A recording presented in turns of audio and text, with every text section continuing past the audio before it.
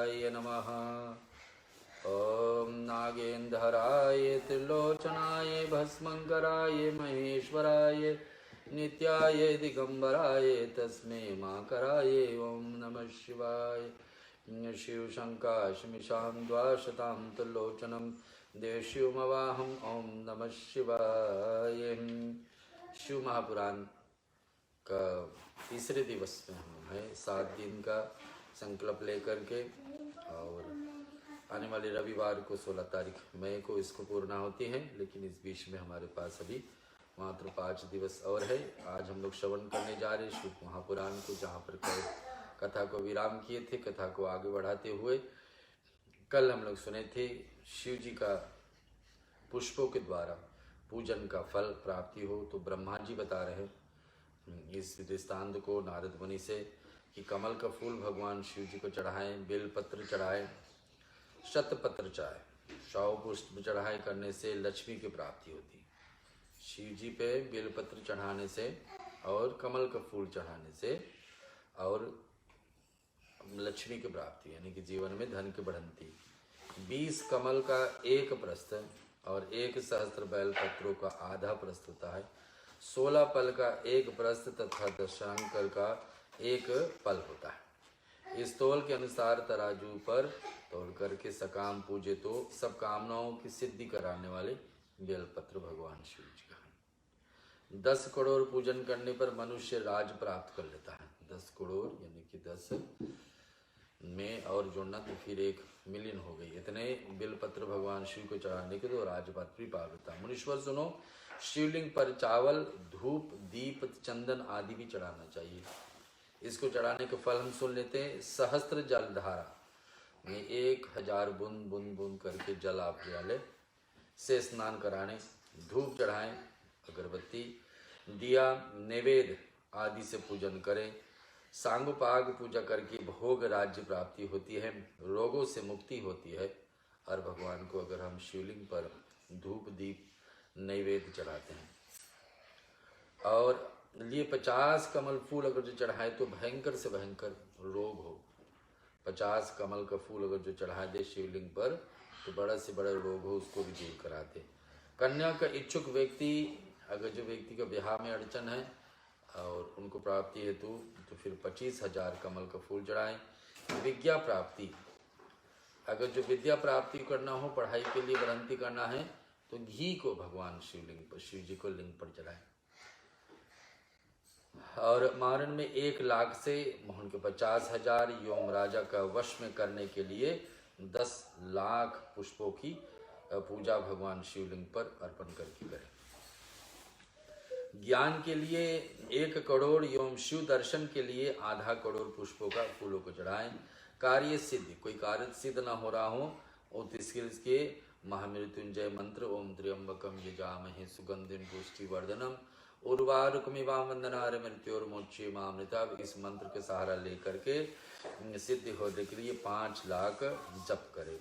मुक्ति को इच्छुक, अगर व्यक्ति चाहते हैं कि अंत में भगवान शिव के धाम में जाकर निवास हो तो ऐसा व्यक्ति को कुशा से पूजन करना चाहिए, यानी शिवलिंग के ऊपर कुशा का गांठ बांध करके खड़े कर दीजिए और उस पर जल अर्पण करें। आयु लंबी कराने के लिए, उम्र को लंबी कराने के लिए चाहने वाला व्यक्ति को लाख दुर्वा, दूबग्रास से, लाख यानी कि 100,000 दूबग्रास भगवान शिवलिंग पर चढ़ाए। पुत्र का इच्छुक व्यक्ति 1 लाख धतूरे के फूल चढ़ाए। किसी को बेटा प्राप्ति करना, संतान प्राप्ति करना है तो 1 लाख यानी 100,000 धतूरे के फूल भगवान शिवलिंग पर चढ़ाए।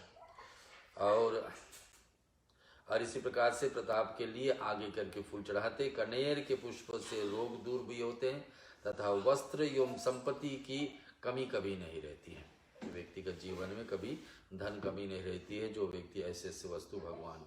राई के पुष्प चढ़ाने शत्रु पर मृत्यु निश्चित हो जाता है कि कोई शत्रु जीवन में परेशान कर रहा है तो ऐसे फूलों चढ़ाने से ये दूर हो जाते। चंपा और केतकी के फूलों को छोड़ करके शिव जी पर सभी प्रकार का फूल चढ़ाया जा सकता है। केतकी को हम लोग सुने थे उस दिन, जिससे भगवान शिव ने श्राप दिए थे कि ये फूल शिवलिंग पे कभी नहीं अर्पण करना चाहिए। चावल को चढ़ाने से भगवान शिव के लिंग पर जो चावल हम चढ़ाते तो क्या होती है, लक्ष्मी की बढ़ंती होती है, अवृद्धि होती है। 1 लाख पल तिल चढ़ाने से, सफेद तिल और काले तिल दोनों शिव जी के लिए प्रिय हैं, तो 1 लाख तिल चढ़ाने से महापाप नाश, बड़े से बड़े पाप हम किए होंगे तो शिवलिंग पर तिल चढ़ाने से वो पाप क्षय होती है। 1 लाख या 8 प्रस्थ जो जौ कोई चढ़ाता है उसको स्वर्ग की सुख प्राप्ति होती है। जौ गेहूं है उसको चढ़ाने से इसको अर्पण है। चवर शांति के लिए जलधारा मंगल देता है, अन्यथा सबसे सरल है कि जल का धारा आप धीरे धीरे भगवान शिव पर। इसमें रुद्र जाप, महामृत्युंजय जाप, रुक्त भक्षुण आदि का जाप श्रेष्ठ होता है। गंगा जल से मुक्ति की प्राप्ति होती है। ऐसे से है ज्ञान की बातें हम लोग कल सुने थे, जिसमें भगवान ब्रह्मा जी नारद मुनि से बता रहे हैं कि शिव महापुराण के आधार पर क्या क्या भगवान को अर्पण करने से भगवान संतुष्ट होते हैं। हम लोग संक्षेप में भगवान शिव जी का 40 का पाठ गान कर लेंगे, उसके बाद में आगे पाठों को श्रवण करेंगे।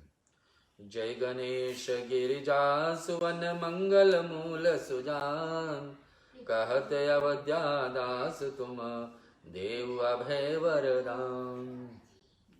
जय गिरिजापति दीन दयाला सदा करत संतन प्रतिपाल, भाल चंद्रमा सोहतनी के कानन कुंडल नागफनी, अंग गौर श्री गंग बहाए मुंड माल तन चार लगाए, वस्त्र खाल बाघंबर सोहे छवि को देख नाग मुनि मोह, मैना मातु की हवे दुलारी वाम अंग सोहत छवि भारी, कर त्रिशूल सोहत छवि नारी करत सदा शत्रुवंशेगा, नंदी गण सोहत है कैसे सागर मध्य कमल है जैसे, कार्तिक शाम और गण राऊ या छवि को कहीं जात न का, देवन जब ही जाए पुकारा तब ही दुख प्रभु आपनिवा, किया उपद्रव धातारक भारी, देवन सब मिल तुम ही जुआरी, तुरत शरानन आप पटायो लव निमेष महामारी गिरा,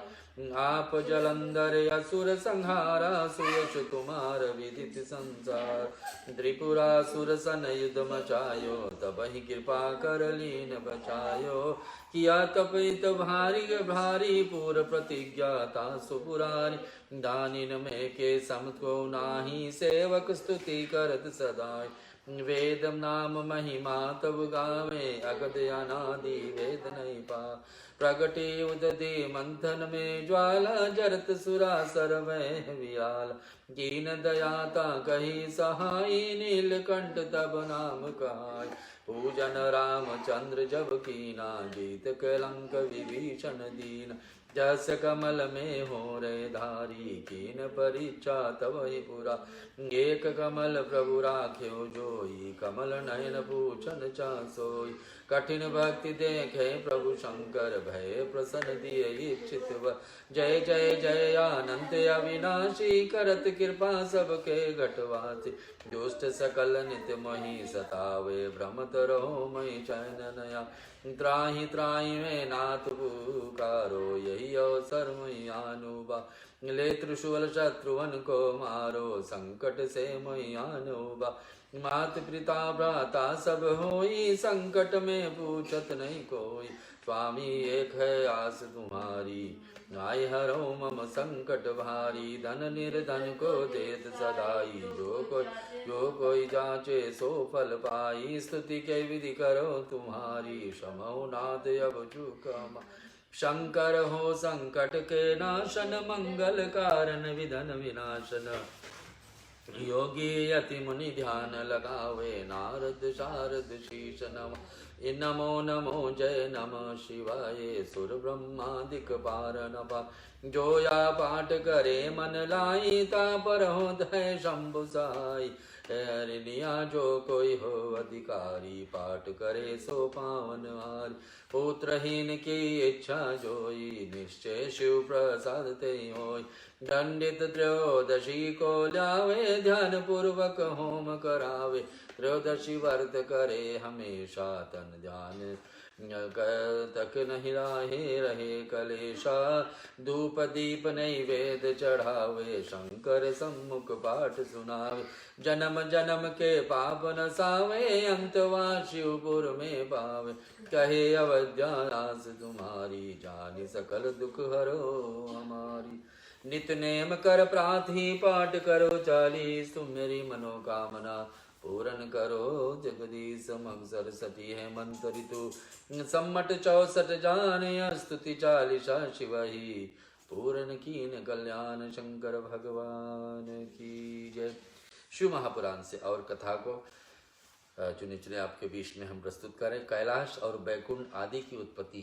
कैलाश पर्वत कब की और कैसे भगवान शिव का निज निवास मात्र एक देवता है जिसका स्थान धरती पर है, और सब देवताओं का लोग कहाँ हैं हम लोग को अनुभव नहीं है। लेकिन कैलाश कहाँ है? भगवान शिव का एक देवता है जिसका धाम इसी धरती पे, जिस धरती पर हम और आप निवास करते हैं, कैलाश पर। उसका शुरुआत कैसे हुई? बैकुंठ धाम भगवान विष्णु वाले कैसे शुरुआत हुई, वो कथा को हम आपके बीच में। नारद जी ब्रह्मा से बात कर रहे हैं और इन दोनों के बीच में आता है कि जब शिव जी अंतर ध्यान हो गए तब मैंने हंस का और विष्णु जी का बरहा का रूप का धारण किया था। भगवान विष्णु ने एक बार बरहा यानी कि सुअर का रूप धारण करके धरती पर आए। सबकी कथा सुनते हैं। हंस के ऊपर जाने की गति निश्चित होती है और नीर क्षीर विवेक का कारण तत्व ज्ञान का जानने से तथा तत्व को निर्णय करने से समर्थ है, और बारह का गति नीचे उतरने की निश्चल होती है। इसी रूप द्वारा विष्णु जी ने 12 कल्प रचना चाहा था। इसी दिन से 12 कल्प का कहलाया। शिव जी का ध्यान कर मैंने सृष्टि को रचना प्रारंभ किया। ब्रह्मा जी बता रहे हैं प्रथम जल में जल से उत्पत्ति हुई। पहले धरती पर जल आई, उसमें से अंजलि भर जल से 24 तत्वों से एक अंड पैदा हुआ, और यह अंड बृहत होता गया। उससे विराट हो जाने पर मैंने भगवान विष्णु को ध्यान किया। ब्रह्मा जी तारे उन्होंने अंड को प्रवेश करके उसे चेतन किया। उसके सहस्त्र पैर, सहस्त्र हाथ, 1000 पैर, 1000 आँख, सहस्त्र सिर यानी कि 1000 सिर भी आदि प्रकट हुए। उस विराट पुरुष ने सारी पृथ्वी को ढक लिया। फिर विष्णु कैलाश से ऊपर बैकुंठ को चले गए।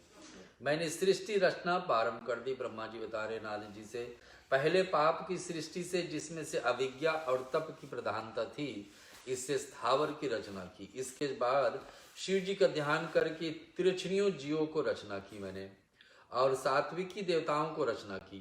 पहले धरती को लोग को, देवताओं को लोग को, शिव जी की आज्ञा से रजोगुण वाले मनुष्य को मैंने रचना की। इस प्रकार से 5 तरह की सृष्टि हो चुकी। फिर महत्सर्ग, सूक्ष्म भौतिक सर्ग तथा विकारिक सर्ग उत्पन्न हुए। विकारिक सर्ग में प्राकृतिक 8 प्रकार की सृष्टि हुई, और जब इसमें से प्रकृति हुई तो 9वां कुमार सर्ग उत्पन्न हुआ। फिर उपयोगी दीर्घमार्ग सर्ग उत्पन्न हुए, जिससे सनक आदियों का महान कुमार्ग सर्ग उत्पन्न किया। ये मेरे मानस पुत्र कहलाए। ब्रह्मा जी बता रहे भगवान ब्रह्मा ने अपने मन से इनको प्रकट किए। जब मैंने इनसे सृष्टि रचने को कहा तो मेरे नेत्रों से आंसू टपकने लगी। इनसे ब्रह्मा ने अपने पुत्रों से कहा कि सृष्टि को रचाओ, संसार को बढ़ाइए। विष्णु ने कहने पर मैंने शिव जी का तप किया। इससे मेरी बहुओं को और नासिका के मध्य में विभूति तथा अर्ध नारीश्वर शिव जी प्रकट हुए। भगवान ब्रह्मा जी बता रहे उनके बहुओं से और आंखों के बीच में से शिव जी का अर्ध नारीश्वर, आधा नारी का रूप, आधा पुरुष का रूप प्रकट होते हैं। और उन्हें देखकर मैं प्रसन्न तो हो गया। मैंने उनसे बोला कि हे देव, आप जन्म और मरण वाली प्रजा की सृष्टि कीजिए, परंतु शिव जी ने यह कार्य स्वयं ना करके मुझे ही सौंप दिया सृष्टि को आगे। मुझे माया रहित रहने पर वरदान देकर अंतर ध्यान हो गए शिव जी। ब्रह्मा जी बता रहे सुनो कि नारद इसके बाद शब्द आदि पंचभूतों द्वारा पंचकरण करके इसके आकाश, वायु, जिस 5 चीजें से हमारी धरती, हमारे शरीर चलती है, उसको भगवान ब्रह्मा जी ने उत्पत्ति की। क्या क्या है? आकाश, वायु यानी कि हवा के देवता, जल, अग्नि और पृथ्वी, ये सब मैंने प्रकट किया। फिर इसके बाद में पर्वत बनाए, पहाड़े बनाए, समुद्र बनाए, वृक्ष बनाए, पेड़ पल्लू बनाए और काल क्रम में से युक्त पर्यंत सभी कालों का रचना की तथा सृष्टि से अन्य बहुत से पदार्थों को मैंने रचना की, परंतु इसमें से मुझे संतुष्ट नहीं मिली। ब्रह्मा जी ने कहे इतने सारे बनाने के बाद में फिर भी संतुष्ट नहीं। फिर मैंने क्या किया, मैंने पार्वती सहित शिव जी को ध्यान किया और अन्य सृष्टि के पदार्थों को रचना आरंभ कर दी। अपने नेत्रों से मरीचि ऋषि को प्रदान किए। भगवान ब्रह्मा जी कह रहे अपने आंख से मरीचि ऋषि को प्रदान किए। हृदय से जो सप्त ऋषि अमर है, ब्रह्मा जी उनके विषय में बता रहे हैं। पहला मरीचि ऋषि भगवान की आंख से, ब्रह्मा जी की आंख से उत्पन्न हुए। हृदय से भगवान श्री ब्रह्मा जी ने भृगु ऋषि को उत्पन्न किए और सिर से अंगिरा ऋषि को उत्पन्न किए। उधर कान से पुलह ऋषि को उत्पन्न किए, उदान से पुलसत्य ऋषि को उत्पन्न किए, समान से वशिष्ठ ऋषि को, वशिष्ठ जो भगवान राम को बाद में गुरु बनने वाले, वो भगवान के ब्रह्मा जी से प्रकट हुए। अपान से ऋतु ऋषि उत्पन्न होते हैं, वर्णों से अत्रि ऋषि उत्पन्न होते हैं, प्राण से दक्ष प्रजापति ऋषि उत्पन्न होते हैं और गोदी से नारद मुनि को, छाया से कर्दम ऋषि उत्पन्न होते हैं। ये ऋषि मुनि ब्रह्मा जी से उत्पत्ति होते सो बता रहे। इसके बाद में दो भागों में से वे बट गया, एक भाग में पुरुष और दूसरे भाग में नारी बन जाती हैं, जिसमें से शत्रुपा नाम वाली योगिनी नारी और स्वयंभू मन पुरुष पैदा हुए। मनु और शत्रुपा आपको बताओ रामायण के अंतर्गत आता है कि मनु शत्रुपा ही तपस्या करके भगवान विष्णु को मांगे थे, तो भगवान को राम बन करके आना पड़ा। तो मनु शत्रुपा के बताते प्रथम पुरुष और प्रथम नारी हुए। शत्रुपा नारी को मनु ने ग्रहण करके मैथुनी सृष्टि विवाह द्वारा उत्पन्न किया। उससे मनु के प्रियव्रत और उतानपाद के दो पुत्र आकुति, देवहूति तथा प्रसूति नाम से 3 कन्याएं उत्पन्न हुई। अब ब्रह्मा सृष्टि जब शुरुआत किए तो किसको पहले प्रकट किए? 7 पहले बताएं कि धरती आई तो आकाश आई, जल हुई, अग्नि हुई, पृथ्वी हुई, पर्वत हुए, समुद्र हुए, फिर पेड़ पल्लव हुए, मनुष्य लोग हुए। अब मनुष्य लोग कैसे कैसे बढ़ते जा रही, 7 ऋषि मुनि हो गए। फिर मनु और शत्रुपा के विषय में आ रहे। अब बता रहे कि मनु और शत्रुपा भी आगे परिवार बढ़ा रहे तो क्या क्या सुनते हैं। प्रसूति नाम के 3 कन्या उत्पन्न होते हैं। आकृति को रुचि नामक मुनि किसके साथ दे दिया गया और देवहूति को कर्दम प्रजापति के साथ ब्याह हो जाती है। प्रसूति का विवाह दक्ष के साथ हुआ, दक्ष प्रजापति जिसका बेटी सती बाद में होगी। इनकी संतानों को चराचर जगत भर गया। रुचि और आकृति से यज्ञ हुआ, यज्ञ से यज्ञ के 12 पुत्र हुए। देवहूति के कर्दम द्वारा अनेकों संतान हुई। दक्ष प्रजापति के 24 कन्याओं ने जन्म लिया। एक कन्याएं क्रमश ऋषि के साथ भृगु, भव, मरीचि ऋषि, अंगिरा आदि ऋषियों के साथ ब्याह कर दिया गया। इसमें से असंख्य संतानों से उत्पन्न होते हैं। शिव जी ने त्रिशूल के अग्रभाग से सती की रक्षा की। शिव जी का अग्रभाग से, शिव जी के त्रिशूल से बीग भाग से सती को रक्षा की, जिन्हें सर्वव्यापी विष्णु ने अपने प्रभाव से बनाया था। फिर वही लोक कल्याण हेतु दक्ष के यहाँ प्रकट हो जाती। कौन? देवी सती बाद में शिव जी के साथ में ब्याहेगी। सती की परा अपरा और शिव जी से 3 रूप बन जाती। सती रूप में शंकर जी के साथ उनका विवाह हो जाती है। पिता के यज्ञ में सती ने अपना शरीर त्याग करके दूसरे जन्म में पार्वती बन जाती है। हिमालय यहाँ पर ये रूप में पैदा होकर शंकर जी को पुनः प्राप्त करने की तपस्या करती है। उनके अनेक मुक्तिदायक नाम है। कालिका माता रानी का सती थी, सती से शरीर छोड़ती है यज्ञ में, तो फिर बाद में जाकर के पार्वती होती है। लेकिन बीच में और नाम पड़ती है, उनको सुन लीजिए। कालिका नाम एक है, चंडिका एक नाम है माता रानी का, भद्रा एक नाम है, चामुंडा एक नाम है, जया, विजया, जयंती, भद्रकाली, दुर्गा, भगवती, कामाख्या, कामदा, अम्ब, मृडानी, सर्वमंगला देवी, ऐसे ऐसे बहुत देवी का नाम है। इस प्रकार से मुनि, मैंने तुम्हें सृष्टि की रचना का वर्णन किया है जो शिव जी की आज्ञा से मैंने किया। ये कौन बता रहे? ब्रह्मा जी बता रहे नारद जी को कि धरती, आकाश, वायु, जल कैसे शुरुआत हुई, इसके विषय में ब्रह्मा जी कह रहे कदम कदम पे मैंने शिव जी की आज्ञा लेकर के ऐसे कदम किए। शिव महापुराण आपको हम सुना रहे। आगे हम सुन रहे कि पापी गुण निधि की कथा। ब्रह्मा ने नारद जी से कहा कि जिस प्रकार शिव जी का कैलाश पर गए तथा कुबेर ने जिस प्रकार से मित्रता हुई वो प्रसंग सुनो। भगवान शिव का कोई एक मित्र हुए तो कुबेर हुए, और कैसे कुबेर उनका मित्र बने वो सुन लेते हैं। कौटिल्य नगर में यज्ञदत्त नाम का एक ब्राह्मण रहता था। वहां भी वह विद्या से बहुत पारंगत था। यज्ञदत्त ब्राह्मण ने बड़ा विद्या से संपन्न थे। उसका एक पुत्र था जिसका नाम था गुणनिधि।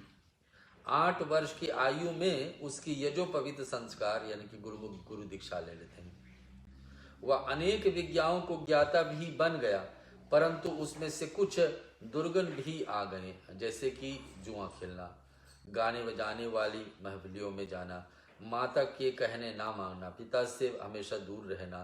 पिता दीक्षा की यज्ञ आदि से निर्वृत्त होकर के लौटने पर पत्नी से सब वह पूछने लगा कि गुरुनिधि कहाँ गया है, तो माता उत्तर देती है कि यहीं कहीं तो थे, अभी आ जाएगा, शायद पूजा स्नान और देवताओं के लिए फूल आदि लेने गया होगा।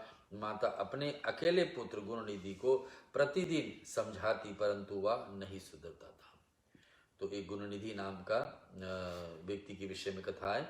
एक दिन वह अपने पिता को अंगूठी को चुरा करके ले जाता है। पिता ने अंगूठी को एक जुआरी के हाथ में देखा तो उसने पूछने पर ज्ञात हुआ कि यह गुणनिधि ने उसको ला कर दिए हैं। यही नहीं, वह जुए में काफी धन हार जाता था। और जुआरी कहने लगा कि आश्चर्य है कि आप जैसे ज्ञानी पंडित अपने पुत्र को नहीं जानेंगे। यज्ञदत्त का सिर लज्जा से झुक जाता है और जब वह लज्जवश सिर से मुंह को वस्त्र से ढक करके अपने घर को चला गया। या अपनी पत्नी से बोला कि तेरा पुत्र गुणनिधि कहाँ गया है और मेरी अंगूठी कहाँ गया है। तो आगे क्या होता? पत्नी कहती मुझे इस समय याद नहीं, मैं कहीं रख करके भूल गई। यज्ञदत्त गुस्से में बोलते हैं कि सत्य यह है कि निकम्मे पुत्र को जन्म देने वाली तू बड़ी असत्यवादिनी है, झूठ बोलती है। मैंने जब जब भी पूछा गुणनिधि के विषय में, तब तब आप झूठ बोल करके उसका कोई न कोई बहाना बना दे। अन्य वस्तु भी घर में गायब हुई है। पुत्र का बिगाड़ने में माता को दोष देकर उसने जल लेकर के दोनों तिलांजलि दे दी तथा किसी दूसरे ब्राह्मण के कन्या से ब्याह कर लेती। और गुरुनिधि के दशा आगे हम सुने। या जब यह समाचार ब्राह्मण पुत्र गुरुनिधि को मिला तो वह गृह त्याग करके वन में चला गया कि पिताजी ने ऐसे कर दिए हैं तो घर। कभी माता का ममता तथा पिता को धर्मज्ञता को स्मरण करके वह अपनी मूर्खता पर पछताने लगा और करने लगा। इस प्रकार से चिंता से व्याकुल हो सायकाल शाम के बेला में एक शिव मंदिर में गुरुनिधि पहुंच जाते हैं और वहां पर वह भूख प्यास से व्याकुल हो रहा था। उसी समय कोई व्यक्ति सब परिवार सहित शिवरात्रि का पूजन मंदिर में करने के लिए आए थे और उसके बाद में वो पकवान आदि शिवलिंग पर चढ़ाए और वहीं पर सभी सो जाते हैं। तब रात्रि में भूख से व्याकुल यज्ञदत्त ने पुत्रों को गुणनिधि से ने छिप करके मंदिर में प्रवेश किया और शिवलिंग पर चढ़ाया गया प्रसाद लेकर चंपन को हो गया। परंतु उसी समय उसके पैरों में आवाज से सभी लोग जाग जाते हैं। जैसे ही शिवलिंग से प्रसाद उठाते हैं और लोग जागते हैं और उसे भागते हुए रक्षक ने पकड़ लिया और उसकी इतनी पिटाई की कि वो शरीर छोड़ देता। उसे यमदूत ले आकर के ले जाने वाले थे कि उसी समय शिव जी ने अपने प्रसाद रूप से भी उसे लेने आ पहुंचते हैं। वो यम के दूतों से बोले कि यमदूतों इसे छोड़ दो, इसने जहाँ पाप किए हैं उस स्थान कुछ काम धर्म संबंधी भी किए हैं। जितने जीवन में गुरुनिधि ने पाप किए उसे वैसे कुछ शुभ कर्म भी किए, उसके विषय में शुभ। जैसे शिवलिंग पर गिरती हुई दीपक की छाया का इसने निवारण किया है और रात्रि में इसने अपना वस्त्र फाड़ करके दीपक के बाती बना करके जलाए हैं। कि दीपक को जलाने के लिए, उजाला करने के लिए, चाहे गलती से किए थे लेकिन अपने वस्त्र को फाड़ करके दिया जलाए हैं ताकि शिवलिंग पर उजियारा रहे। उसी प्रसंग में उसने शिव गणों को का श्रवण भी आया और व्रत रख करके इसने शिव जी का पूजा और दर्शन भी किया है। मैंने दर्शन करने से भी क्या लाभ है, यह हम लोग सुन रहे हैं। व्रत रखे थे और इसने शिव जी को पूजन और दर्शन भी किया। स्थिवर चित्त के द्वार पर बैठा था, इस कारण से अब यह हमारे साथ शिवलोक को जाएगा। भगवान शिव गुरुनिधि के विषय में यमदूतों से बता रहे हैं। और शिव गणों की बात सुनकर यम के दूत अपने लोक को चले जाते हैं। जब यह समाचार उन्होंने यमराज को सुनाया तो उसने बड़ी प्रसन्न हुए और वह शिवलोक में पहुंच करके उसे रह करके कुछ समय के बाद रह करके अरंदित नाम का एक कलिंग देश को राजत हुआ था। शिव जी को थोड़ी ही सी सेवा में बहुत फलदायक है। ब्रह्मा जी भगवान विष्णु से बता रहे कि अचानक में गलती से नहीं इच्छा होते हुए कोई व्यक्ति गलती से भी शिव जी का पूजन कर दे, नहीं चाहते हुए भी पूजन कर दे, उसका भी फल है। तो हम गुणनिधि के विषय में अभी सुने। आगे दूसरे अध्याय में सुन रहे हैं गुणनिधि के कुबेर के पद प्राप्ति। यही गुणनिधि क्या होंगे, कुबेर होने वाले।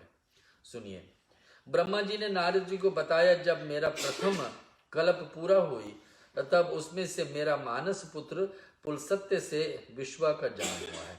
ब्रह्मा जी का जब कल्प पूरा होता है तो ब्रह्मा जी ने एक मानस पुत्र अपने मन से प्रकट किए, पुलसत्य नाम से ऋषि का। और उसने अलकापुरी का एक शासन बना था। उसने उग्र तप करके शिव जी को आराधना की और उस समय दह्यावन कल्प शुरुआत होती थी। वैश्वन के तप से प्रसन्न होकर शंकर जी ने उससे वर मांगने के लिए कहा। शिव जी ने तेज से वैश्वन को नेत्र बंद कर दिए थे। उसने वरदान मांगा कि मेरे नेत्रों को आपने चरण कमलों को दर्शन हुए। हे मुनि जी, या वही यज्ञदत्त हैं जो पुत्र गुणनिधि के ही थे, जो शिव जी की सेवा करके अलकापुर नाम का एक राजा बन जाते हैं। अलकापुर नाम के एक देश बनती है जहाँ पर वहाँ का राजा बनते हैं। पहले जन्म में गुणनिधि थे, उल्टे कर्म करते करते लेकिन अंतिम सांस से भगवान शिव का लिंग के पास छोड़े और वहाँ पर शिवलिंग पर उजाला दिखाने के अपने कपड़े को फाड़ करके दीपक जलाए और शिवलिंग के सेवन किए, शिवलिंग को दर्शन किए। तो दूसरे जन्म में क्या, राजा का पद। परंतु यहाँ शिव जी के साथ पार्वती को देखकर इसने क्रूर दृष्टि हुई। इससे उसका बायां नेत्र फूट गई, बायां आंख फूट गई।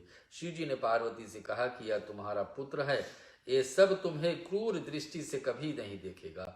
इस कारण से मैं इसे निधियों का स्वामी बना देता हूँ। भगवान शिव इस व्यक्ति को, अलकापुर के नाम पर रहने वाले जो यज्ञदत्त होते हैं, और बताते कि गुणनिधि के दूसरे जन्म में इनको मैं कुबेर बना देता हूँ। यह सब और से क्रूर हो जाते हैं, इस कारण से मैं इसे निधियों का नादा, जो नवनिधि है, उनकी राजा बना देता हूँ। इतना कहकर भगवान शंकर ने उसे धनपति को पद दिया और उससे पार्वती के चरणों में प्रणाम कर दिया। पार्वती ने प्रसन्न होकर उसे वरदान दिया कि हे पुत्र, तुम्हारी शिव जी के निर्मल भक्ति जागृत होती है।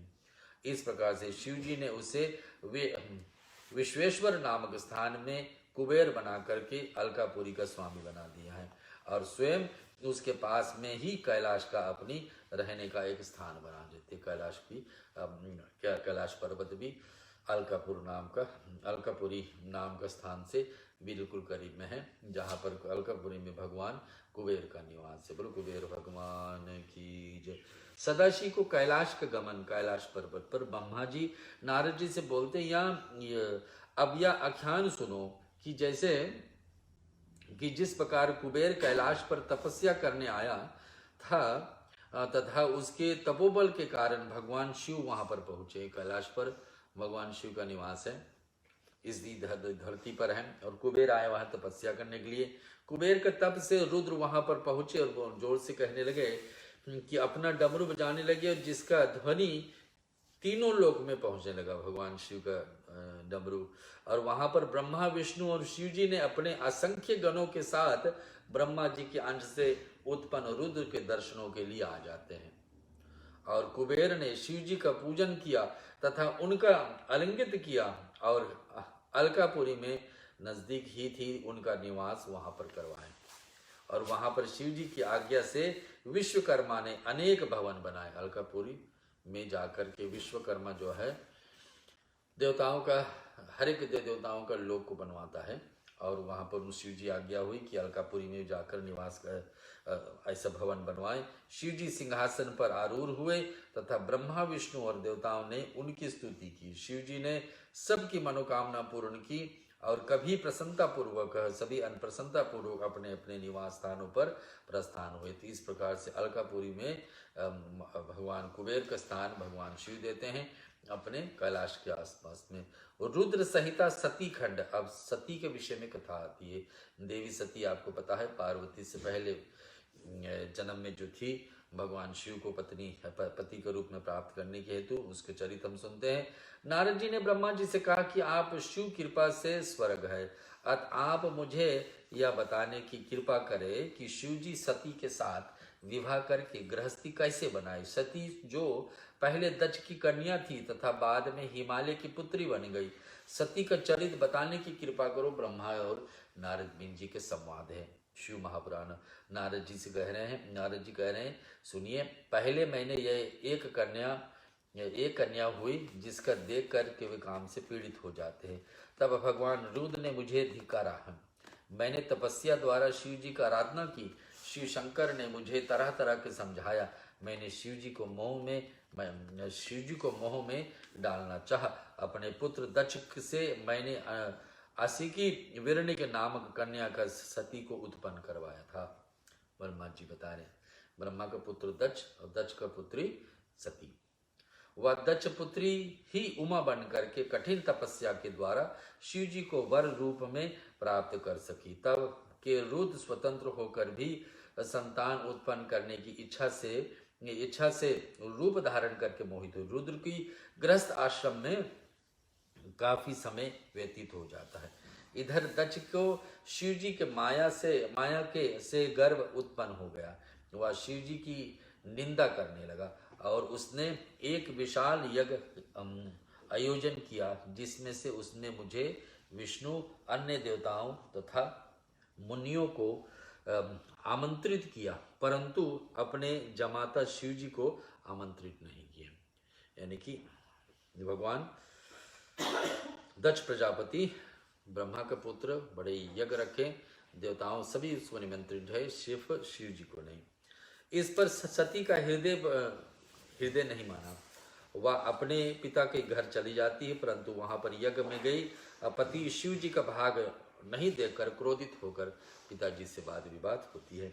और यह निंदा सुनकर के पिताजी ने जब उनके पति शिव जी को निंदा करने लगे तो यज्ञ कुंड में जाकर अपना शरीर त्याग देती। सती के शरीर त्यागने की बात सुनकर के महादेव जी ने कुपित हो गए। उन्होंने अपनी जटा से एक बाल उखाड़ करके वीरभद्र को उत्पन्न किए। वीरभद्र देवता जब प्रकट हुए, भगवान शिव ने अपने सर से बाल से उखाड़े।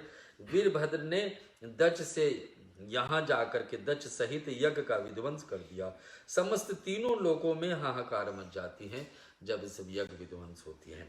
सबने मिलकर के शिव जी की स्तुति की। इस पर शिव जी ने कृपा करके दक्ष को पुनः जीवित कर दिया और उसने यज्ञ के पूरा करवा देते हैं। यज्ञ तो पूरा हो जाती है। इस पर सती के शरीर से उत्पन्न वाला ज्वाला पर्वत पर जाकर गिरी और वहां पर ज्वालामुखी बन पूजे हैं। तो सती के शरीर से एक एक अंग जो टूट करके गिरती है, वैसे 51 यानी कि 51 अलग अलग जगह पर शक्ति पीठ बन जाते। उनके दर्शन से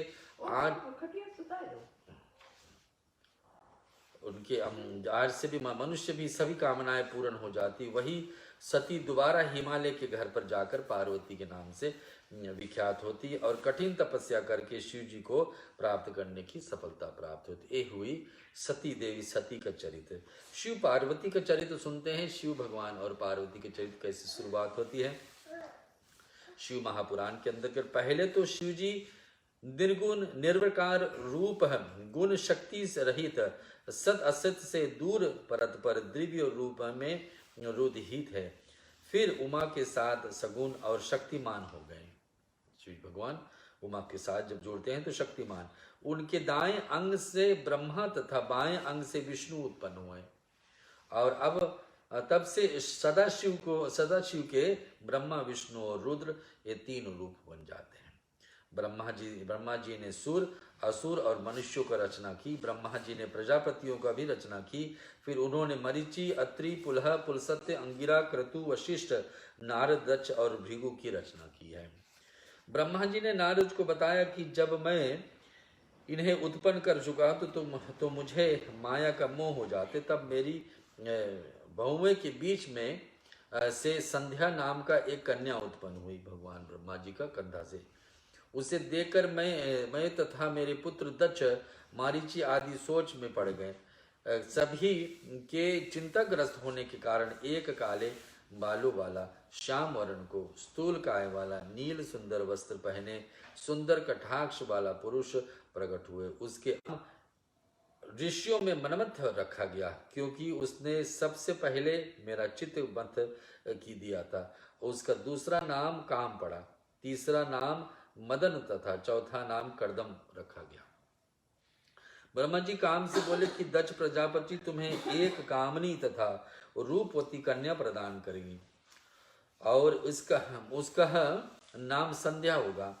काम ने परीक्षण के लिए 5 बाण चलाए और उन 5 बाणों में से नाम क्रमश हर्षण, रोचन, मोहक, शोषण और मारण थे।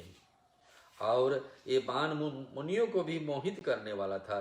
संध्या बोलती कि मैं काम को भी मोहित कर लूंगी, उससे कटाक्ष किए। उसने कटाक्ष किए। इधर काम को मोहक बाण में लगते ही ब्रह्मा, मरीचि, अत्रि मुनि, दक्ष प्रजापति आदि सब मोहित हो जाते हैं। संध्या के मन में विकार उत्पन्न हो गया। कामदेव को अपने कर्म पर विश्वास हो गया। ब्रह्मा ने काम से 49 भाव रख कर जाते हैं। पिता ब्रह्मा को भाइयों को यह गति देख करके धर्म की चिंता होने लगी। उसने शिव जी का स्मरण किया। इस पर शिव जी ने आकाश में स्थित होकर के कहते, ब्रह्मा मैं तुम्हें काम कैसे उत्पन्न हुआ, तुम्हें काम कैसे उत्पन्न हुआ है, या तो तुम्हारी ही पुत्री है। वेद के मार्ग पर चलने वाले को यह उचित नहीं है। वेद को तुम्हारे मुख से सिद्ध हुए हैं, तुमने भी इस सत्य को मार्ग को क्यों भुला दिया। फिर मरीचि, दक्ष आदि को भी समझाया। तब ब्रह्मा जी ने लज्जा के मारे पसीन पसीन हो जाते हैं। ब्रह्मा जी का विवाह इस प्रकार से टूट जाती। उसके पितृगुणों की उत्पत्ति होती है। दक्ष के पसीने से एक सरगुण संपन्न कन्या पैदा होती है उसी समय, और वह रति के नाम से प्रसिद्ध हो जाती। दक्ष प्रजापति की पुत्री रति होती। उसे देख करके मात्र से क्रतु आदि का वीर संकलन हो जाता है। उस वीर से अन्य पितरों का भी उत्पन्न होता है, पितृलोक। ब्रह्मा जी ने कहा कि तब मैंने तथा दूसरे ऋषियों ने भी लज्जित होकर काम को क्रोध में भर करके शाप दे दिया, और जातु शिव जी के द्वारा शीघ्र ही भस्म हो जाओगे कामदेव को। तब काम ने ब्रह्मा जी से क्षमा मांगी। ब्रह्मा जी बोले कि तू भस्म होकर के पुण्य शिव जी के द्वारा विवाह करने पर पुण्य शरीर धारण करोगे। जब भगवान शिव आपको भस्म कर देंगे, ब्रह्मा जी का शाप और के कारण बोले तुम्हारा दूसरा शरीर होगा। इतने कह के ब्रह्मा जी अंतर्ध्यान हो गए और सभी मुनि आदि भी अपने अपने स्थानों पर चले। अब काम और रति का विवाह, कामदेव और रति का विवाह होने के बाद में ही ये भस्म होंगे। सबके चले जाने पर दक्ष ने करदब से कहा कि हे काम, तुम्हारे समान गुण वाले मेरी पुत्री रति है, और इसे तुम पत्नी रूप में स्वीकार कर लो। रति से विवाह करके कामदेव अति प्रसन्न हुए। कामदेव और रति की विवाह कैसे? उसी समय कामदेव ब्रह्मा जी के शाप को भूल गए। इसी से दक्ष से कुछ ना कह करके रति के साथ विवाह तो रचा लिया। उसी समय महान सुखकारी उत्सव हुआ, और योम अपने कन्या को प्रसन्न होकर देख करके दक्ष की भी खुशी हो जाती कि रति मेरी कन्या है और कामदेव के साथ इतना प्रसन्न है। संध्या की तपस्या की कथा हम लोग सुनने जा रहे हैं। ब्रह्मा जी ने बताया कि जब मैं कामदेव को शाप देकर अंतर्ध्यान हो गए, और तब अंतर्ध्यान गए तथा शिव जी भी चले गए, तब मेरी पुत्री संध्या दुखी होकर सोचने लगी कि कि मुझसे बढ़ करके पापीन और कौन हो सकता है, जिसे देखकर पिता और भाई के मन में काम वासना जागृत होती है। इस कारण से मैं स्वयं ही इसका प्रायश्चित करूंगा। संध्या ने चंद्रभागा नदी के तट पर स्थित चंद्रभागा पर्वत पर जाकर तपस्या करने लगी संध्या देवी। और वहां पर ब्रह्मा जी बोलते कि तब मैंने अपने पुत्र वशिष्ठ से कहा, वशिष्ठ के वहां संध्या को दीक्षा देने के लिए गया। याद रहे ये वशिष्ठ वही ब्रह्मा जी के पुत्र तो है, यही वशिष्ठ है जो भगवान राम का भविष्य में चल करके गुरु बनने वाले हैं। वशिष्ठ जी ने संध्या को भगवान शंकर को मंत्र का जप करने के लिए कहा। वशिष्ठ मुनि को जब ब्रह्मा जी भेजते हैं संध्या उनको वशिष्ठ मुनि के पास भेजते तो उसने शिव जी का मंत्र बोलवाने, इससे तुम्हारे सभी मनोरथ पूर्ण होंगे। बस सरल मंत्र ओम नमः शिवाय, इस मंत्र को संध्या जप करना शुरू कर देती है और बाद में लगातार मौन होकर के भी तप कर रही है। मौन होकर के की मुख भी बंद करके, मुख से आवाज नहीं निकल रही है, लेकिन फिर भी ओम नमः शिवाय का जप चल ही रहा था। आहार के रूप में वह केवल जल ग्रहण कर रही थी संध्या, सिर्फ जल पी करके ही, और इससे तुम्हारी तपस्या फलदायक बन जाएगी। शिव जी तुम्हारे सभी मनोरथ पूर्ण करेंगे। गुरु वशिष्ठ बता रहे हैं किसको, संध्या को। जाते हैं शिव जी के चित्त लगाने में संध्या को एक चतुर्युगी समय व्यतीत हो गया। आकाश में स्थित होकर के संध्या को दर्शन दिए। संध्या इतनी प्रसन्न हुई कि उसने अपने नेत्र बंद कर लेती। तब शिव जी ने संध्या के हृदय में प्रवेश किया। जब भगवान शिव ने संध्या को दर्शन देखे तो इतनी प्रसन्न हो जाती है कि देखने की जगह पर आंख बंद कर लेती। तो भगवान शिव ने संध्या का हृदय में जाकर के प्रवेश करते हैं। और तब शिव जी ने संध्या के हृदय में प्रवेश किया और उसे दिव्य वाणी से और दिव्य नेत्र प्रदान किया। ऐसा आंख दिए कि मैं तुम्हारी तपस्या से बहुत प्रसन्न हूँ, तो मुझसे इच्छा अनुसार वर मांग लो। भगवान शिव संध्या से कह रहे हैं। तो संध्या भगवान शिव को बार बार प्रणाम करके बोलती कि प्रभु, यदि मैं पूर्व पाप से विमुक्त हो जाऊं तो आप मुझे यह वरदान प्रदान करें कि प्राणी उत्पन्न होने की काम वासना से ग्रसित ना हो। कि पहले बता रहे कि मैंने जितने पहले पाप किए और जो पाप हमारे क्षय हो गए भगवान शिव, तो मुझे ऐसा वरदान दीजिए कि काम वासना में ग्रसित न हो, यानी कभी मैं पुरुषों के ऊपर मोहित न हूं। दूसरा यह वरदान प्रदान करिए कि मैं तीनों लोकों में पतिव्रता नारी जानी जाऊं, कि मैं तीन लोक में, देवलोक, धरती लोक और पताल लोक, ये तीनों लोक में पतिव्रता इतने महान बन जाऊं और पतिव्रता माना जाओ, और फिर प्रतिभा न जानी जाओ और मेरी पति काम वासना से ग्रसित ना हो तथा मित्र भाव से समान ही योम जो भी मुझे काम वासना से देखे वह नष्ट हो जाए और नपुंसक बन जाए। तो संध्या का ऐसा मांग था कि मेरे पति भी इतनी वासनाओं में इतने हमारे में लीन ना हो जितना कि और पुरुषों लोग हो, और कोई अगर जो ऐसा होता है तो नपुंसक यानी कि पति पत्नी का संबंध नहीं निभाए। भगवान शिव ने तथास्तु कहकर संध्या से कहा कि हे पुत्री, अब मैं मनुष्य की आयु को और 4 भागों में विभाजित कर देता हूँ।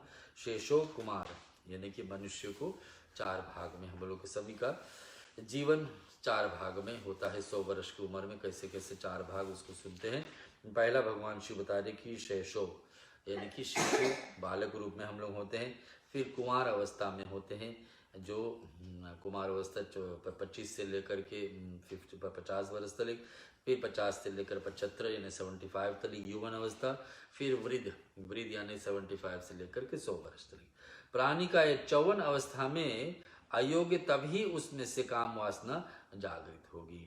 अब कोई भी प्राणी जन्म लेते ही कामी नहीं होगा, जन्म लेते ही पति पत्नी का संबंध नहीं हो पाएगी। अब कोई भी प्राणी ऐसा, और इस त्रिलोकी में तू सर्वश्रेष्ठ सती हो जाओगी। संध्या को भगवान शिव वरदान दे रहे, तेरे पति का अतिरिक्त यदि अन्य पुरुष तुझे काम वासना से देखेंगे तो नपुंसक बन जाएंगे। अगर दूसरे व्यक्ति भी आपको देखेंगे तो उनका दशा ऐसा। तेरा पति 7 कल्पों तक जीवित रहेगा और बड़ा भाग्यवान होगा। तुम्हारे अग्नि में जल करके भस्म होना निश्चित है, लेकिन अंतिम में तुम्हारा अग्नि में जल करके नष्ट होना निश्चित है। देखो, मेधातिथि ऋषि 12 वर्ष तक यज्ञ कर रहे हैं और तुम उनकी यज्ञ अग्नि में जाकर भस्म हो जाओ। मेघा ऋषि के बारे में बता दे, देखो 12 वर्ष से तपस्या कर रहे हैं, उनका जो यज्ञ चल रही है उसमें आप जाकर के भस्म हो जाओ। इसी पर्वत के नीचे मेधातिथि तपस्या में लीन होकर के यज्ञ कर रहे हैं। तू जैसे पति चाहे वैसा संकल्प करके मन में और धारण करके अग्नि में प्रवेश करो। जैसा पति चाहते हो वैसा मन में सोच करके और मेधा ऋषि जो यज्ञ करे उसमें जाकर प्रवेश करके, और तू पुण्य तपस्या करेगी और त्रेता में दक्ष की कन्या बन करके यथा योग व्यक्ति के संग, यानी दक्ष के जहाँ में फिर जब त्रेता युग राम भगवान जब आएंगे और दक्ष की कन्या बन करके तू यथा योग व्यक्ति के संग ब्याह हो जाएगी। ऐसे वरदान संध्या को भगवान शिव यहाँ पर देते हैं। संध्या का चरित्र आगे हम सुनते हैं शिव महापुराण के आधार पर। भगवान शिव ने बताने पर संध्या मेधातिथि के यज्ञ में पहुंचे। भगवान शिव के द्वारा भेजे जाने के कारण मेधातिथि की किसी ने नहीं देखा और वह यज्ञ में अग्नि कुंड में जाकर प्रवेश कर लेती। उसके कूदते हुए कोई भी नहीं देख पाए। उसका शरीर यज्ञ की अग्नि में तुरंत भस्म हो जाती है संध्या का, और अग्नि में उनके शरीर को जलाकर सूत्र के उसके शरीर को अपने रथ पर स्थापित कर लेते हैं। उसके शरीर का ऊपरी भाग में रात्रि और दिन के बीच भाग में होना प्रातःकाल होते कि संध्या को दो भाग हो जाती। ऊपर का भाग से सुबह का समय और नीचे के भाग से रात्रि के समय हो जाती है। दो भाग हो जाती है। उसका शरीर ऊपरी का भाग में रात्रि, क्षमा करना, दिन नीचे के भाग से दिन का पैदा होता है, यानी कि दिन और रात का। यही संध्या से शुरू हुई।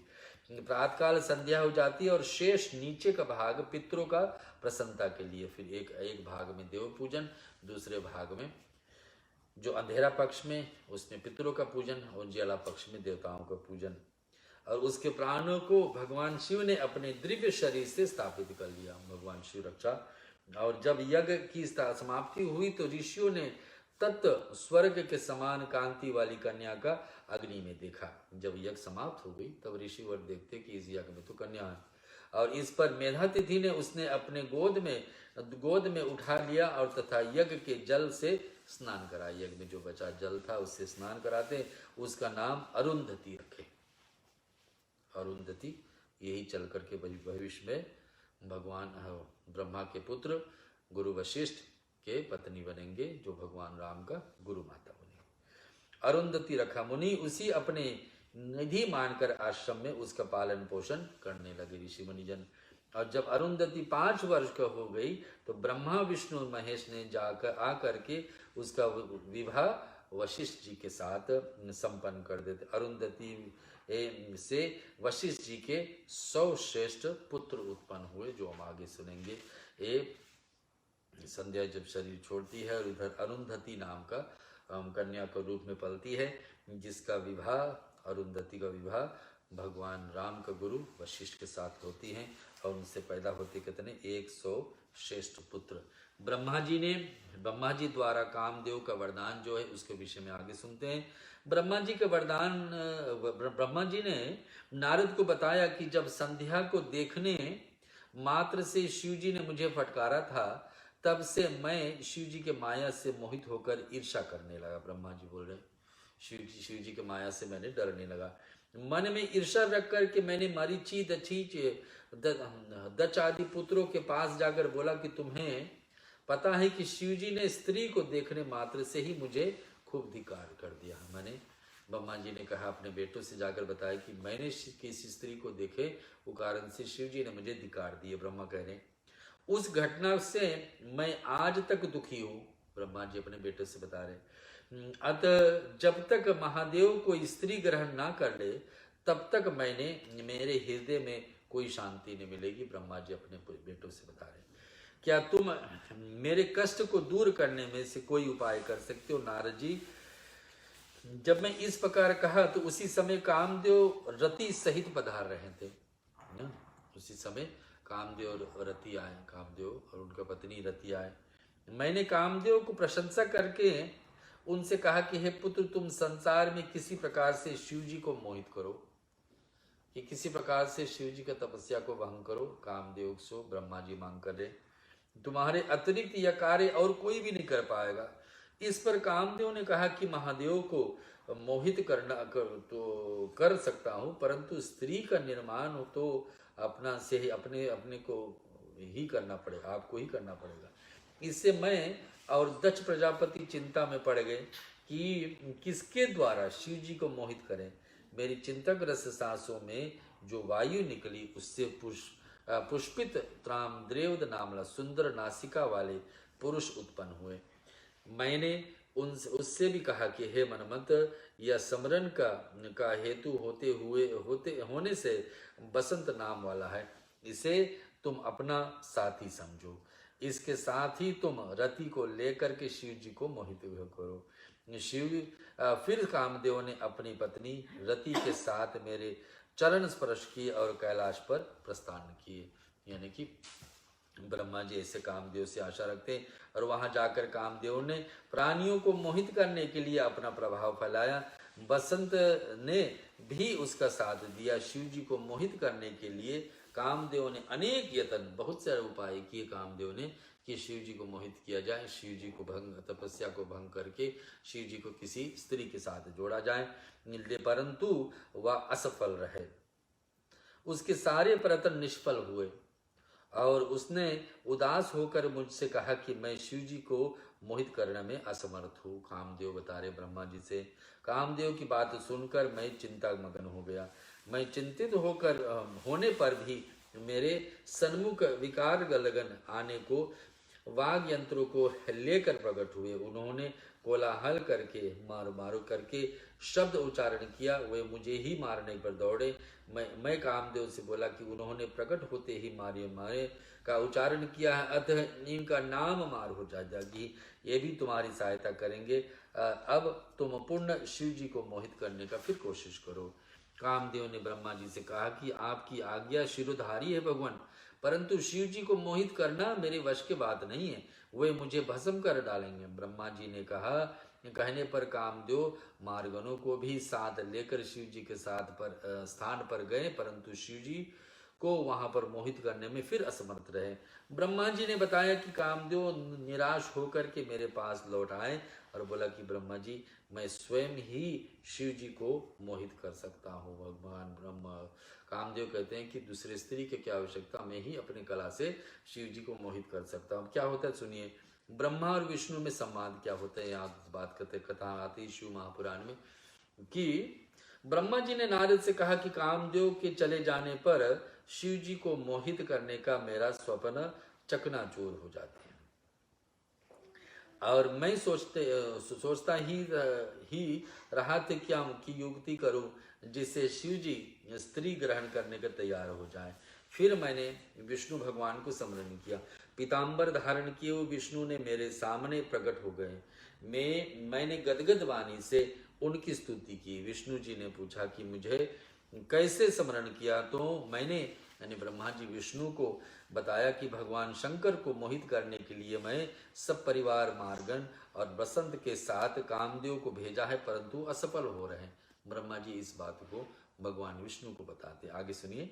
तब भगवान श्री हरि बोलते हैं कि तुम ऐसा क्यों करना चाहते हो, पहले तो मुझे सच सच इस बातें को बताओ कि कारण तेरा क्या है कि शिव जी को मोहित करने में। मैंने श्री हरि को सृष्टि से उत्पन्न की पूरी कथा तथा संध्या का कुर दृष्टि से देखने के बाद और शिव जी के द्वारा मुझे फटकारने के बाद ब्रह्मा जी ने विष्णु से बताया, इस कारण से मैं शिव जी को स्त्री मोहित करना चाहता हूँ। शिव जी ने मेरे पुत्रों के समझ मेरी निंदा की है, उसको मुझे बड़ा दुख है। तब शिव जी द्वारा स्त्री ग्रहण करने पर ही मेरा दुख कम हो सकता है। ब्रह्मा जी बताते हैं मेरे पश्चाताप है कि भगवान शिव ने मुझको छटकारे हैं और मुझसे दूर किए हैं और मुझे इस कारण से कि शिव जी कभी इसके साथ में स्त्री रहेंगे नहीं। हे नारद, श्री हरि मेरी बात सुनकर हंस पड़े और बोले कि मुझसे बोले कि हे ब्रह्मा जी, अब तुम सब लोगों के कर्ता और वेदों के ज्ञाता होकर ऐसी मूढ़ बातें क्यों करते हो। तुम अपने इस ईर्ष्या को छोड़ दो। यदि तुम्हारे अनुसार शिव जी को स्त्री ग्रहण करना चाहते हो तो पार्वती के उद्देश्य से शिव जी को तप करो, कि पार्वती को शिव जी के साथ जोड़ने से ऐसा तपस्या करो। अपने उद्देश्य की पूर्ति हेतु पार्वती का हृदय में ध्यान करो। यदि भगवती पार्वती प्रसन्न हो गई तो तुम्हारे सब मनोरथ पूर्ण हो जाएंगे। विष्णु भगवान ऐसे ब्रह्मा से बताते कि क्यों आप शिव जी को और किसी स्त्री के साथ जोड़ते हो, मोहित करना चाहते हो। जो पार्वती हैं उनके हृदय में निवास करके उन दोनों का प्रेम जोड़ाइए। यदि भगवती पार्वती प्रसन्न हो गई तो वे अवतार ग्रहण करेगी और तुम दक्ष प्रजापति को आदेश दो कि वह तप कर जिससे पार्वती कन्या रूप में उनका यहाँ उत्पन्न हो। दक्ष प्रजापति भी तपस्या करे कि उनको एक कन्या हो जो शिव जी के साथ ब्याह हो, और मैं तुम शिव तीनों पार्वती के ही स्वरूप हैं। और इस प्रकार से ब्रह्मा जी को समझाकर श्री हरि अंतर्ध्यान हो जाते। भगवत आपको सुना रहे शिव महापुराण, जिसमें हम जगदम्बा का आख्यान की कथा, माता शक्ति का आख्यान की कथा आप सुनाने वाले। ब्रह्मा जी ने नारद जी को बताया। इसके पश्चात मैं देवी का स्मरण करके उनमें से प्रार्थना करने लगा, हे मातेश्वरी मेरी कार्य पूर्ण करो। ब्रह्मा जी देवी शक्ति की स्तुति करते हैं। मेरी बारंबार स्तुति करने पर भगवती चामुंडा प्रकट हो जाती है। ब्रह्मा जी कह रहे हैं वे 4 हाथ वाले सिंह पर आरूढ़ करके और वर देने के लिए कलश लिए हुए खड़े जाते। उनके मुख में शारद काल के चंद्रमा के समान कांति युग था। उनका शरीर भी गोरे रंग के, और बताते कलश हाथ में लिए हुए। उनका मुख शारद काल के मस्तक पर चंद्रमा और 3 आंख मां चामुंडा का। उनके पैरों के नखों से अद्भुत कांति, माता रानी का नखून से, पैर के नखून से उस्मन से कांति इतनी चमत्कार इतनी तेज निकलती थी। मैंने भगवती चामुंडा को प्रणाम किया, ब्रह्मा जी कह रहे हैं, और उनकी इस प्रकार से स्तुति करने लगे, हे देवी आप सनातनी शक्ति बन जाओ, मैंने कि सबसे पराशक्ति आप बन जाइए। आप संसार को मोहित करने वाली योम, तीनों लोक की रचना तथा संहार करने वाली ही हो आप, और तुम गणों से परे और योगियों से पूजित योम, उनकी हृदय में वास करने वाली तथा योगियों को आवाहन पर प्रकट होने वाले हो। आपको मेरा प्रणाम है। ऐसे कौन कह रहे हैं? ब्रह्मा जी ऐसे चामुंडा देवी को स्तुति करती हैं। जगदम्बा मुझसे बोली कि आपने किस लिए मुझे स्मरण किया है। जगदम्बा आदिशक्ति चामुंडा देवी ब्रह्मा जी से पूछ रहे हैं कि किस कारण से आपने सुमिरन किया, जो मुझे यहाँ आना है मुझे शीघ्र ही बताओ। मैंने उनसे कहा कि हे स्वर्गदात्री, मेरी यह मनोरथ मेरी मस्तिष्क में से उस समय निकल था कि भोले शंकर रुद्र नाम से योगी बनकर कैलाश पर निवास कर रहे हैं। उनका मोहित होना किसी स्त्री का साथ में ये मेरी लक्ष्य थी कि वे पत्नी विहीन होकर भी दूसरा विवाह करना नहीं चाहते हैं, कि सती को शरीर छोड़े हैं और उसके बाद में दूसरा विवाह नहीं करना चाहते। इस कार्य को हमारे लिए सफल कराइए। आप दक्ष प्रजापति की कन्या बनकर के भोले शंकर की पत्नी बन जाइए। जिस प्रकार आपने विष्णु को जो लक्ष्मी बन करके प्रसन्न किया था, उसी प्रकार से अब चामुंडा देवी को ब्रह्मा जी कह रहे हैं, जैसे आपने एक लक्ष्मी के रूप धारण किए और विष्णु भगवान को प्रसन्न किए थे, ऐसे पार्वती का रूप धारण करके शिव जी के साथ आप जुड़ जाइए, बनकर शिव जी को प्रसन्न कीजिए। स्त्री के कारण ही शिव जी ने मेरी निंदा की है। इस बात को ब्रह्मा जी बार बार दोहरा रहे हैं कि हमारे अपमानित हुए शिव जी के द्वारा। इसके बारे में सुनिए। चाहता हूं कि स्वयं ही स्त्री कैसे ग्रहण करेंगी। आप उन निर्विकार शंकर को मोहने में क्या लाभ होगा, भगवान शंकर को मोहित करने में क्या लाभ होगा। मैं तो हमेशा उनकी वर्षवर्तनी और दासी ही हूं। चामुंडा देवी कह रही कि मैं तो शिव जी का दासी हूं, उन्होंने भक्तों के लिए ही रुद्र रूप धारण किया है, और वे तो माया के स्वामी हैं, उनको कैसे हम ग्रसित ना कहकर भगवती जगदम्बा ब्रह्मा जी के सामने खड़े होते होते अंतर्ध्यान होती। बोली जगदम्बे मात की जय।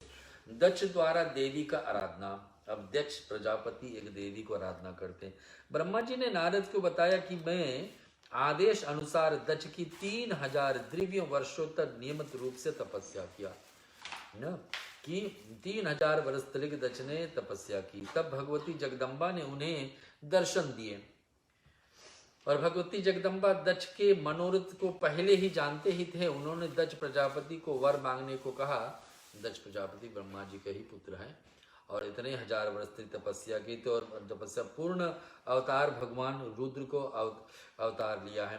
तुमने अभी तक अवतार ग्रहण नहीं किया है, बताइए शिव जी को पत्नी कौन बनेंगे?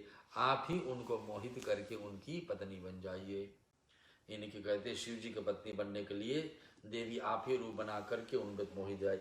इस पर भगवती जगदम्बा ने दक्ष को वरदान दिया कि मैं तुम्हारी पत्नी के गर्भ में आऊंगा।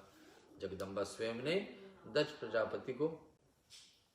प्रजापति को वरदान देते हैं कि मैं ही तुम्हारी पत्नी के गर्भ में आकर के आऊंगा, जन्म लूंगी और कठिन तप करके शिव जी को शिव जी का पत्नी बन जाओ। यह सुनकर दक्ष प्रजापति अति प्रसन्न हुए तथा देवी अंतर्ध्यान हो जाती माँ जगदम्बा वहां से।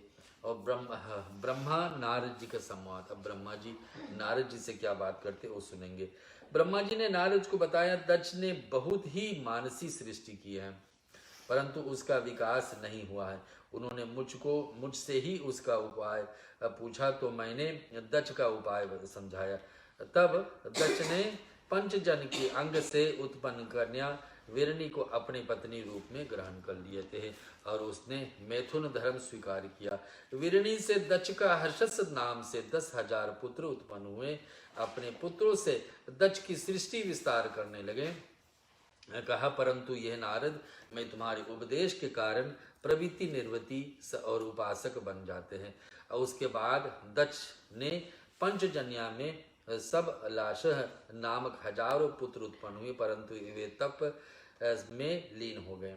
दक्ष के पुत्र तो हुए लेकिन नारद मुनि के आदेश पर वो तपस्या में ही लीन हो गए। और फिर इससे दक्ष की बड़ा दुख हुआ कि पुत्र तो हुए लेकिन सृष्टि को आगे बढ़ाने के लिए नहीं, ये तो तपस्या में लीन हो गए। और नहीं सके तुमने साधु स्वभाव से उस शाप को स्वीकार कर लिया था। और इसके पश्चात दक्ष ने अपनी पत्नी के गर्भ से 60 कन्याओं को जन्म दिया तथा उनका विवाह रचाया। उनमें से 10 कन्या धर्म को सौंपा गया, 13 कन्या कश्यप ऋषि को सौंपा गया। ये दक्ष प्रजापति की बेटियां हैं। 10 कन्या 10 पुत्रियां धर्म के साथ विवाह हुआ, 13 कन्या कश्यप ऋषि के साथ विवाह हुआ और 2 भूतगिरीश को तथा कृषावशज के हुआ और शेष गरुड़ जी के साथ दे दिए। उनकी संतानों से 3 लोक भर जाती हैं। ऐसी कन्याओं को 60 जो कन्याएं हुए, दक्ष का पूरी सृष्टि भरने लगी धीरे धीरे। तब देवी बालक का रूप धारण करके माता के पास आकर बैठ गई और रोने लगी। उन्होंने विलाप को सुनकर अनेक स्त्रियां और दासियां वहां पर आ जाती। सारे नगरवासी जय जयकार करने लगे। पत्नी सहित दक्ष ने सुखपूर्वक उसका पालन पोषण किया तथा अच्छे संस्कार प्रदान किए।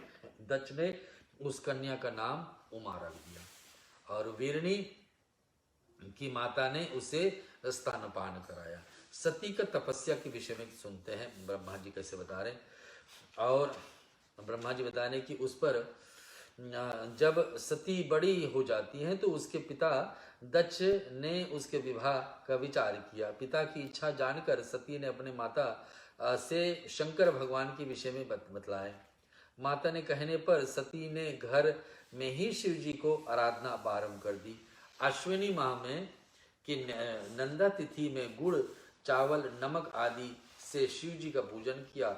सती 1 वर्ष तक इसी प्रकार शिव जी को पूजन करती रही कि शिव जी मुझे वर रूप में मिल जाए। ब्रह्मा जी ने बताया, हम देवता सती के तप को देखते ही रह गए और मैं और विष्णु जी शिव जी के पास गए। ब्रह्मा जी और विष्णु भगवान शिव के पास पहुंचे और हमसे वहां पर पहुंचकर हाथ जोड़कर उनकी स्तुति की। हमारी स्तुति से प्रसन्न होकर शिव जी ने हमारे आने का कारण पूछा तो हम दोनों बतलाए इस बात के, हे स्वामी आप हमारा साथ दीजिए। हम दोनों ने स्त्री स्वीकार कर ली है। अब आप भी देवताओं की भलाई के लिए कोई स्त्री अपने जीवन में स्वीकार कर लीजिए। ब्रह्मा और विष्णु शिव जी का कैलाश पर जाकर मांग करते हैं। शंकर भगवान बोलते हैं कि ब्रह्मा ही विष्णु, मुझे अवधूत है कि स्त्री का क्या आवश्यकता है मेरे जीवन में। मुझे ये बात उचित नहीं लगती क्योंकि मैं एक तपस्वी हूँ और संसार में विरक्त हूँ, यानी कि कोई संसार में परिवार मेरे पास नहीं है।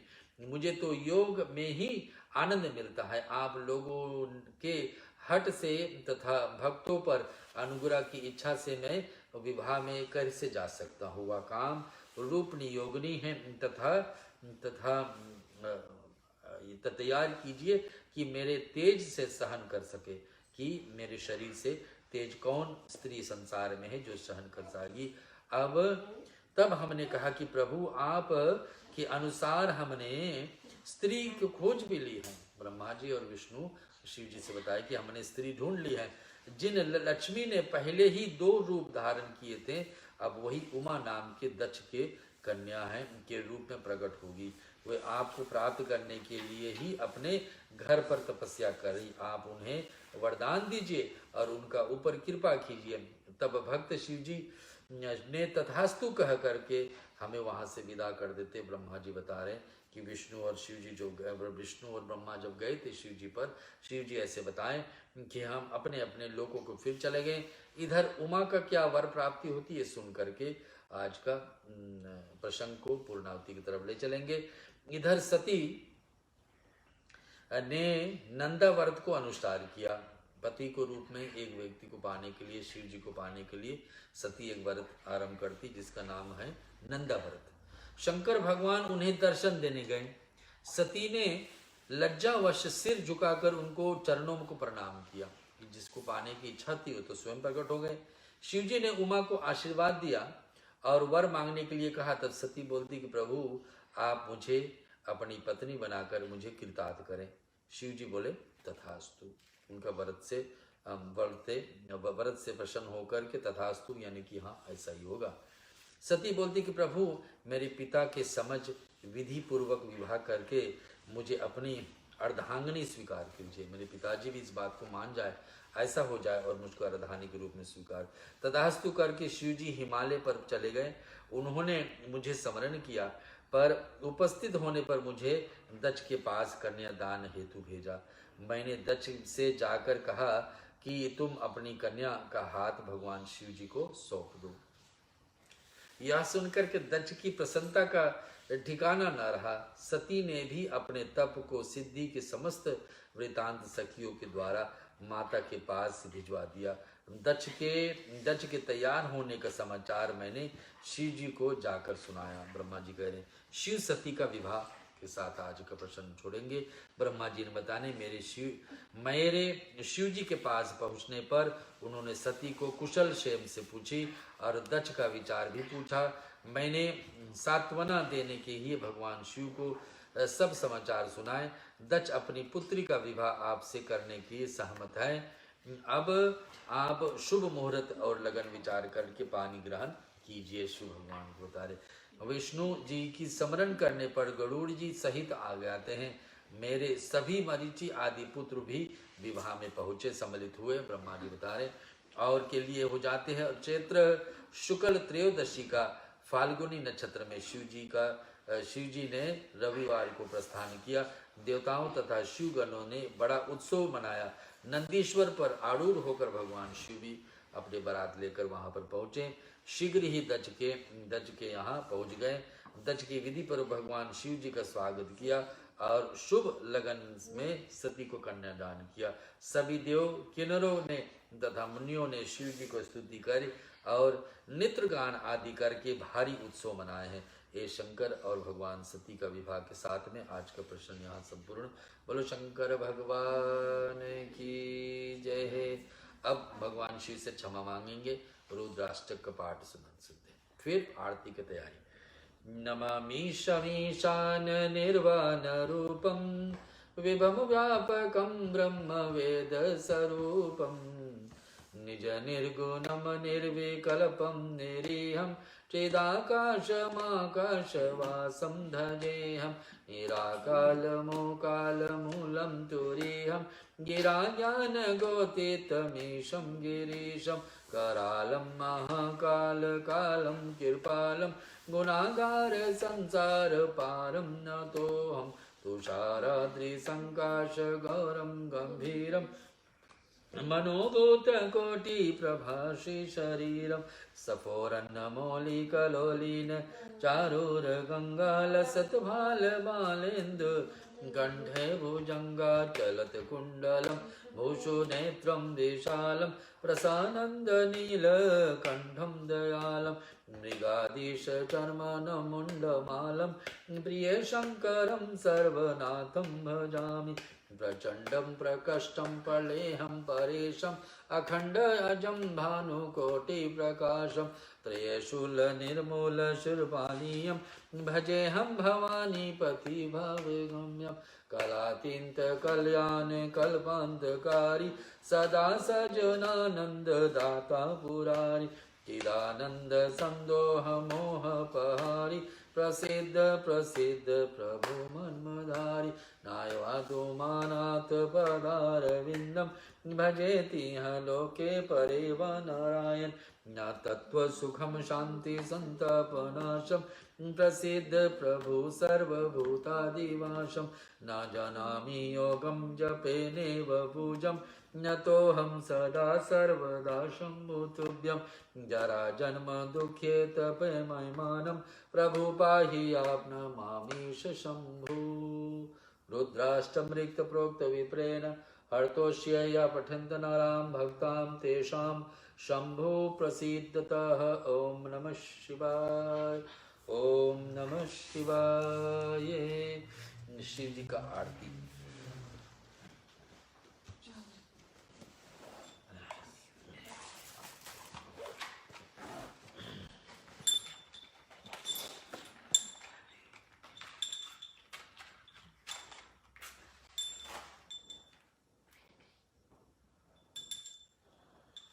शंकर भगवान की जय शिव ओंकारा हर जय शिव ओंकारा ब्रह्मा विष्णु सदा शिव ब्रह्मा विष्णु सदा शिव आर्दंगी धारा ओम हर हर हर महादेव एकानन चतुरानन पंचानन राजे शिव पंचानन राजे हंसासन गरुड़ासन हंसासन गरुड़ासन वृषवाहन साजे ओम हर हर हर महादेव दो भुज चारु चतुर भुज दश भुजयति सोहे शिव दशमुदयति सोहे तीनों रूप निरखते तीनों रूप निरखते त्रिभुवन जन मोहे ओम हर हर हर महादेव नथमाला वनमाला रोंडमालाधारी शिव रोंडमालाधारी चंदन मृग मग सोहे चंदन मृग मग सोहे भाले शशिधारी ओम हर हर हर महादेव श्वेतांबर पीतांबर बाघंबर अंगे शिव बाघंबर अंगे सनकादिक ब्रह्मादिक सनकादिक ब्रह्मादिक भूतादिक संगे ओम हर हर हर महादेव कर्मदशक मंडलु चक्र त्रिशूल धरता शिव चक्र त्रिशूल धरता जग करता जग भरता जग करता जग भरता जग पालन करता ओम हर हर हर महादेव ब्रह्म विष्णु सदा शिव जानत अविवेका शिव जानत अविवेका प्रणवासर में शोभित प्रणवासर में शोभित ए तीनों एका ओम हर हर हर महादेव त्रिगुण शिव जी की आरती